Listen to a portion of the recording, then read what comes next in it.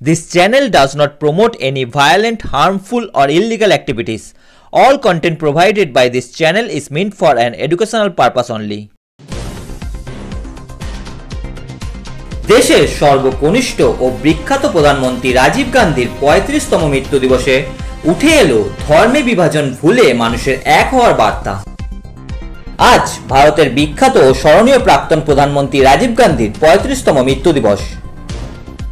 ভারতের সর্বকালের সেরা প্রধানমন্ত্রী ইন্দিরা গান্ধীর মৃত্যুর পর মাত্র 40 বছর বয়সে তিনি ভারতের সর্বকনিষ্ঠ প্রধানমন্ত্রী হন। গোটা দেশ জুড়ে প্রতি বছর তার মৃত্যুদিনটি শ্রদ্ধার সাথে পালিত হয়। এদিনও শ্রীরামপুর শিলবাগান ময়দানে তার মৃত্যু দিবস পালিত হলো। রীতিমতো তার ছবিতে মাল্যদান ও ফুল ছড়িয়ে তাকে শ্রদ্ধা জানানো হয়। এদিন এখানে উপস্থিত ছিলেন চাপদানির প্রাক্তন বিধায়ক তথা জাতীয় কংগ্রেস নেতা আব্দুল মান্নান। এর পাশাপাশি উপস্থিত ছিলেন কংগ্রেসের অন্যান্য দলীয় নেতৃত্ব। এদিন রাজীব গান্ধীকে শ্রদ্ধা জানানোর পাশাপাশি দেশের প্রতি তার অবদানের কথা উল্লেখ করা হয়। এর পাশাপাশি এদিন মানুষের ধর্মে ধর্মে বিভেদ ও হিংসা ভুলে সকল মানুষকে এক হওয়ার বার্তা দেওয়া হয়। এছাড়াও এদিন এই অনুষ্ঠান থেকে উঠে এলো মণিপুর প্রসঙ্গ। 18 साल की उम्र में जो वोट का अधिकार है ये राजीव गांधी जी ने दिलाया है हमें। और भी इसी तरह बहुत सारे जो काम है MTNL, BSNL ये सब करके हमें आपको दूर से जोड़े, ये भी सोच राजीव गांधी जी का है। मणिपुर जाए इसी तरह अगर राजीव जी की तरह हमारे प्रधानमंत्री रहते तो आज हिंदुस्तान और भी बुलंदी को छू लेते। দেখুন, আজকে রাজীব গান্ধীজির 35তম মৃত্যু দিবস উপলক্ষে সারা দেশ জুড়ে তাকে স্মরণ করা হচ্ছে। রাজীব গান্ধীজি শুধু একটা নাম নয়, তিনি আধুনিক চিন্তা, এই যে আজকে টেলিযোগাযোগ বলুন, কম্পিউটার বলুন বা প্রযুক্তি বলুন, এই যে ভাবনাটা ওই সময় বসে তিনি ভেবেছিলেন, যার ফলে ভারতবর্ষ আজকে এই ক্ষেত্রগুলোতে এত উন্নতি সাধন করতে পেরেছে। এবং যারা আজকে নতুন ভোটার, অনেকেই জানে না 21 বছরে আগে তাদের ভোট দিতে হতো। রাজীব গান্ধীজি সেই 21 বছরটাকে নামিয়ে এসে 18 বছরে তাকে মর্যাদা দিয়েছে এবং 18 বছরের যুবক যুবতীরা তারা দেশের সরকার নির্বাচিত করতে পারে তাদের ইচ্ছা মতো। এবং মহিলাদের ক্ষেত্রে তাদের যেভাবে উঠিয়ে নিয়ে এসছেন, পৌরসভাগুলোকে, পঞ্চায়েতগুলোকে আরও বেশি করে ক্ষমতা প্রদান করেছেন।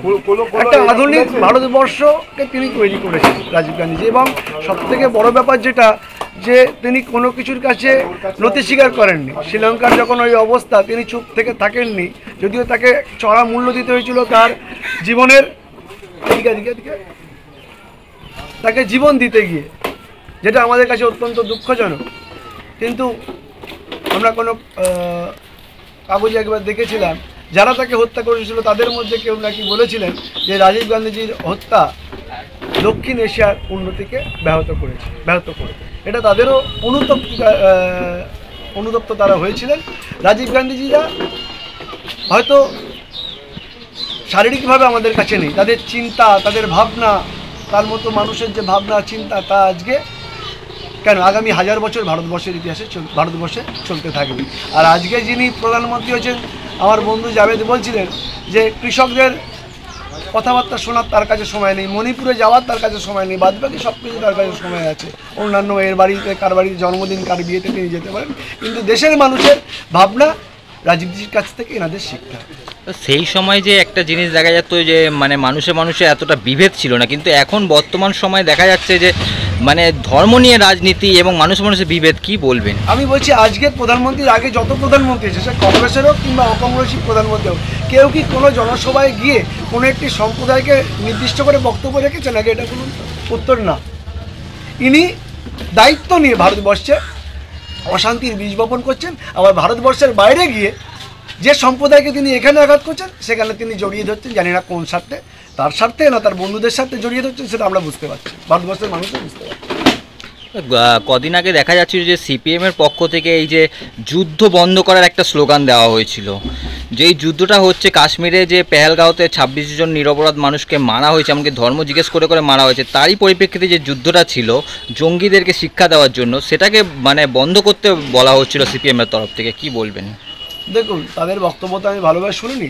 আমরা ভারতবর্ষ বরাবর যুদ্ধের বিরোধী, শান্তিপূর্ণ দেশ, আমরা শান্তি চাই।